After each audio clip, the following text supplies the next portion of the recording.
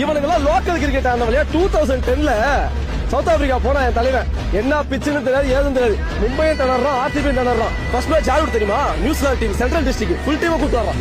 புரியுதுங்களா? அடிக்கிறான் அங்கேயே முடிச்சுட்டு அடுத்த மேட்ச் யாரு தெரியுமா? வயாபா ஜெயவர்தனே ஸ்ரீலங்கா டீம் கூட்டு வரான். இதெல்லாம் டோர்னமெண்ட் டீம், CL T20. சில தற்கூரிகளா தெரியாது. அதே அடிக்கிறான். மூணாவது மேட்ச் விக்டோரியா கூட ஃபுல் ஆஸ்திரேலியன் கோடு, ஆரியன் பிச் கேப்டன். ரொம்ப கஷ்டம், டிராப் பண்ணோம், சூப்பர் ஓவர்ல போய் தோத்தோம். நாலாவது மேட்ச் யார் தெரியுமா? நாலாவது match warriors south Africa team, அவனையும் அடிச்சோம். ஓகேங்களா? ஆனா வாரியர்ஸ் என்ன பண்ண தெரியுமா? ஏமன்ல நான் தான் ஜெயிப்பிட்டு உண்மையிலே போயிட்டு டஃபான டீம் சவுத் ஆஸ்திரேலியா ஜெயிச்சு திரும்ப வந்து ஃபைனல் நிக்கிறாங்கல்ல. விடுவோமா? நானு ஒரே ஒரு 132 ரன் வச்சு மண்ணக்க வச்சேன். சவுத் ஆப்பிரிக்காவிலே போய் என் தலைவன் அதான் கப்ப தூக்கிட்டு வந்தான். உள்ளூர் கப்பு இல்ல, வெளியூர் கப்பு பார்த்தா அன்னைக்கு எழுத ஆரம்பிச்சான் சவுத் ஆப்பிரிக்காக்காரன், ஆஸ்திரேலியாக்காரன். டேய் இவன் பெரிய ஆள் போனதுடா, டேய் இவன் பெரிய ஆளா வருவான்டா.